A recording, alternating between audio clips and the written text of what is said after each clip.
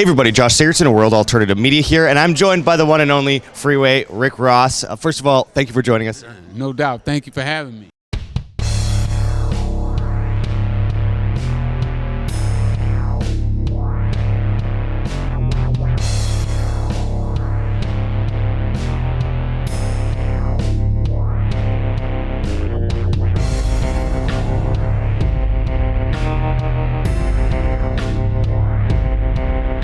Yeah, man, I want you to tell our audience, for those that aren't yet aware, about a bit of your background story and your story dealing drugs and I'm a drug dealer. Yeah. I deal legal marijuana now. So can you tell us a little bit about your background story going back a little while and kind of what got you into it? And Of course I can. Poverty got me into it. I was running from poverty. I didn't like being broke. I didn't like my mom not having windows in the house, and I didn't like rats and roaches, dirty carpet, holes in the floor, leaking kitchen cabinets. I didn't like none of that, you know. I started playing tennis at 12, and tennis kind of took me out of the ghetto, you know, because I was pretty good. Not great, but I was good. Where, like, when I was 16, in high school, they would pay me $20 an hour to go and play with some of the top juniors that eventually turned pro, you know, who parents were raising them in. And I was able to go to these elaborate houses, and I would get to ride in the Mercedes-Benz, the Rolls Royce, and they would drop me back off in the ghetto. And I was like fighting with Beverly Hills, the ghetto, Sherman Oaks, you know, like the ghetto, and I was like, I want some of that. I want to be in Beverly Hills. I want to be in Sherman Oaks. I don't want to live in the ghetto. And you made some pretty good money. Yeah, well, I started at 19 years old. I started with $125, and my partner had $125. Before I got arrested, I had days that I made as much as $3 million. The prosecutor said I made at least $1 million a day for 2 years.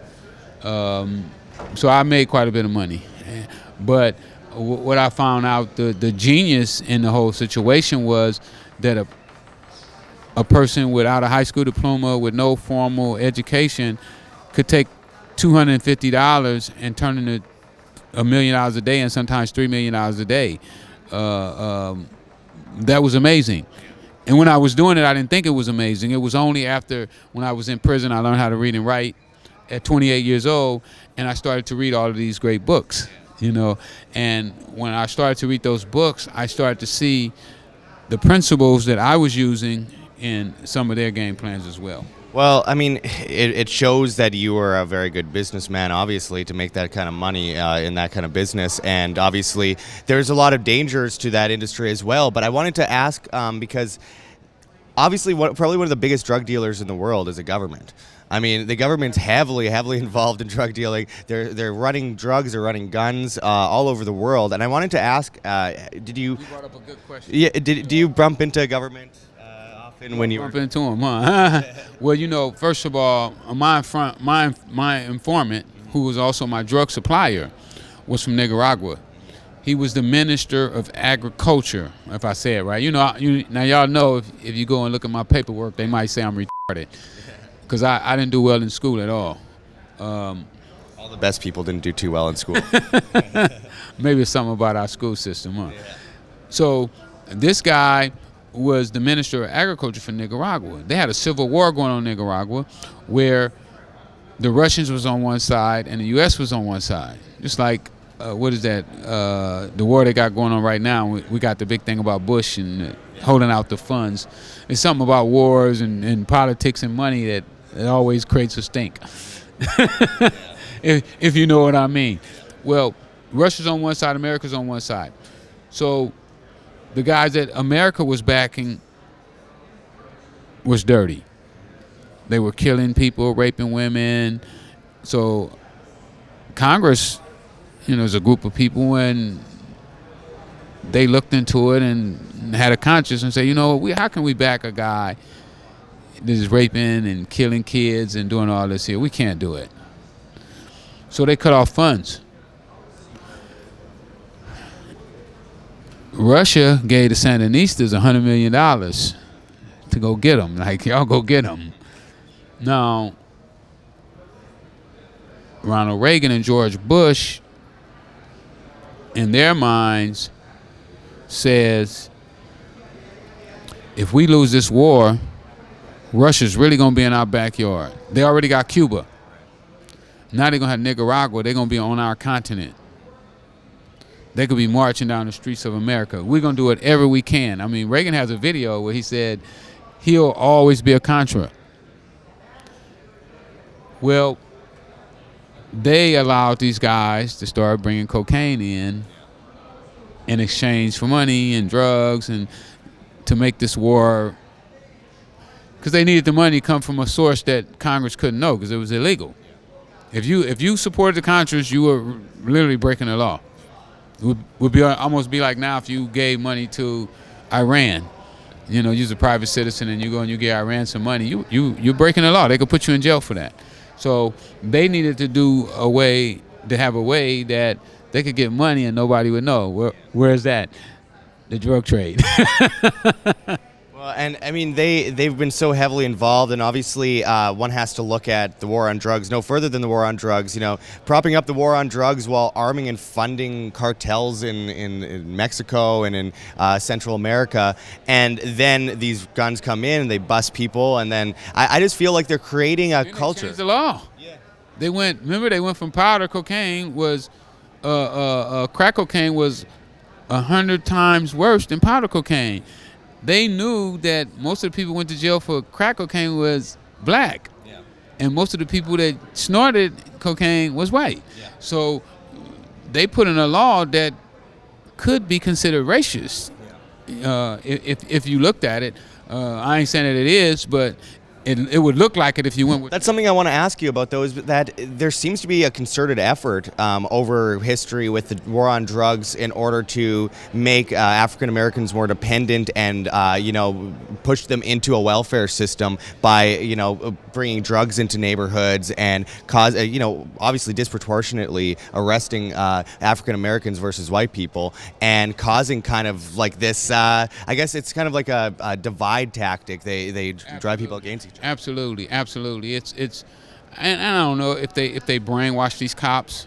Even right now in the weed business, I'm seeing where white guys have sold weed.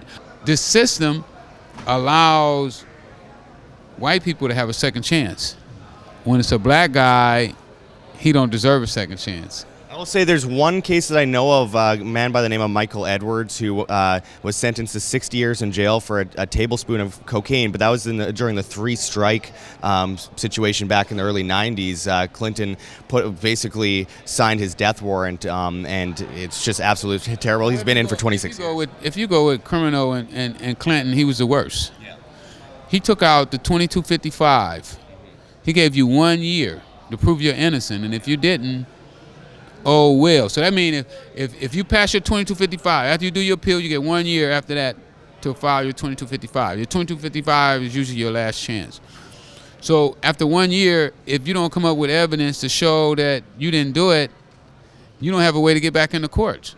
So without a way to get back in the court, you can't get it reversed. Say, for instance, if they had you charged with rape, and then all of a sudden DNA came up that it wasn't you. That wasn't your DNA, even though the prosecutor said that it was. But now, with new modern day technology, we proved that it wasn't yours. It's absolutely crazy, but I want to ask also, because I mentioned earlier government being the biggest drug dealer, with all this legalization coming into effect in multiple countries around the world, something I've noticed is that government seems to come in and take over the market, and in places like Canada, for example, they're still throwing people in jail if they don't do exactly as the government says, deal the way the government says, grow the way the government says. And I wanted to ask you a bit about legalization, the idea of taking away a right and then giving it back at a price, and that being like regulations, taxes, not as good quality. It's crazy how they're doing that, and it's going to the guys with the money. If you got the money, you can buy the politicians, you can buy the property. You can't grow over here, you can't grow over there, but you can go over there, but the price is so high that you can't afford it, so now the rich guy comes in again.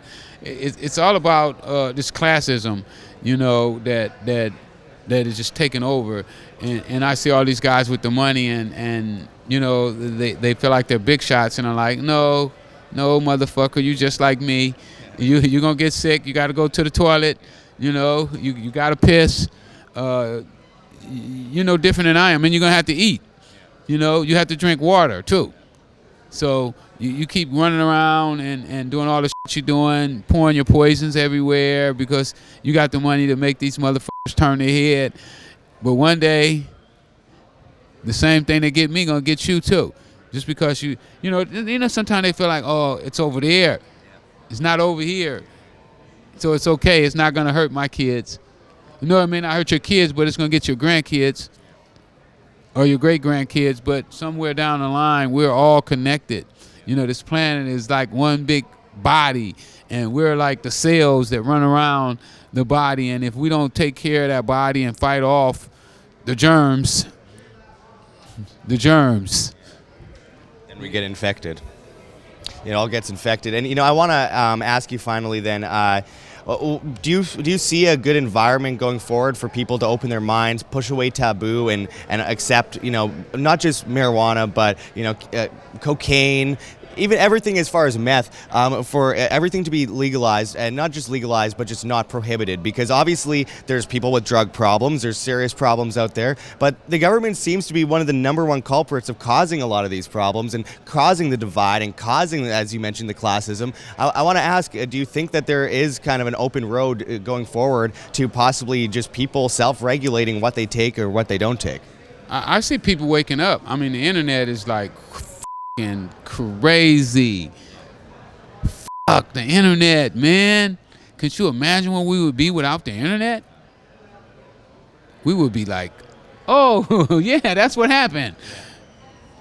And these motherfuckers get paid, and they'll say anything for a check. They'll tell you anything that they want them to tell you for a check. So without the internet, you know, without people on the street like you know, going around getting the facts and not basing your facts on a dollar amount is so important. One of the things I tell people, you know, I do a lot of businesses, but I'm not doing businesses for money. I do them because I like to do it. You know, I'm having fun. Yeah, I have to make some money to pay my rent and my expenses, but for me, it's not like I just want all of this money to dominate everybody else, you know.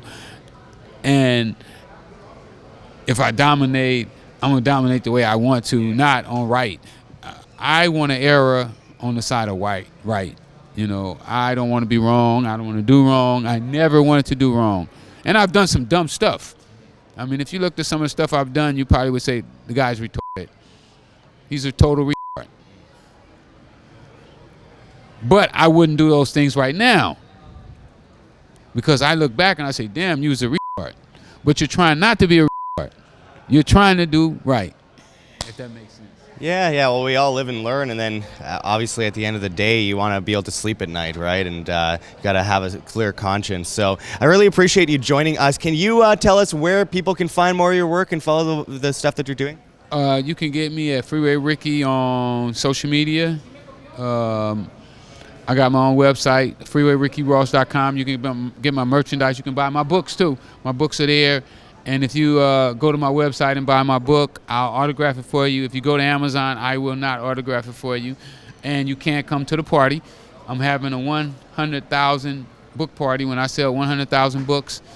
I'm inviting everybody that bought the book, and it's going to be a party that you just can't miss.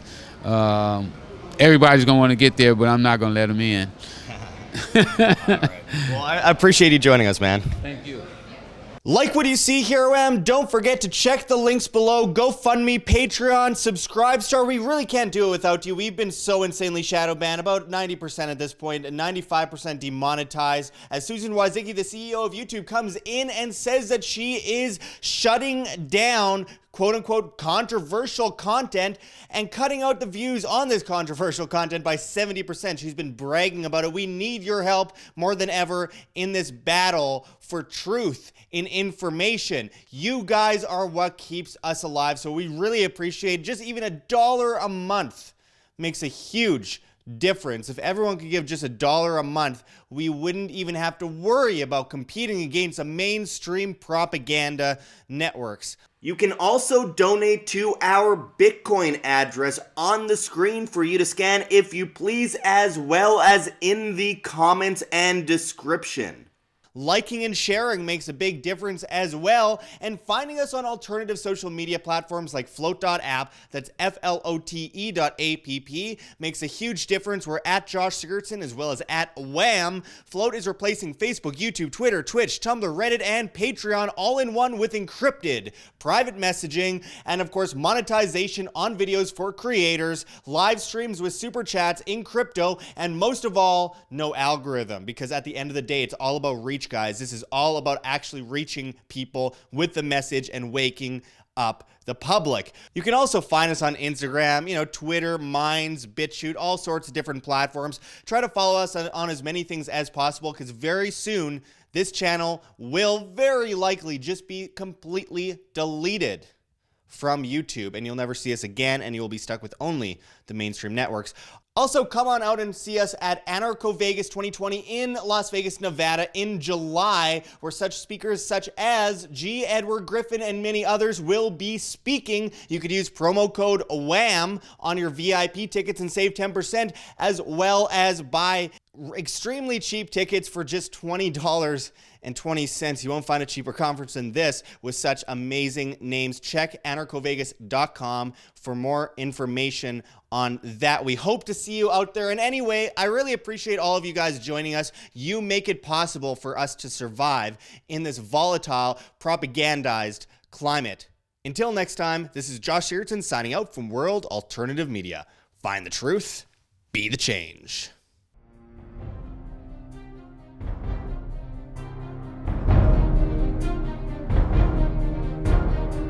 I'm sure you have already changed people's minds in your young age because you're involved, and I like that.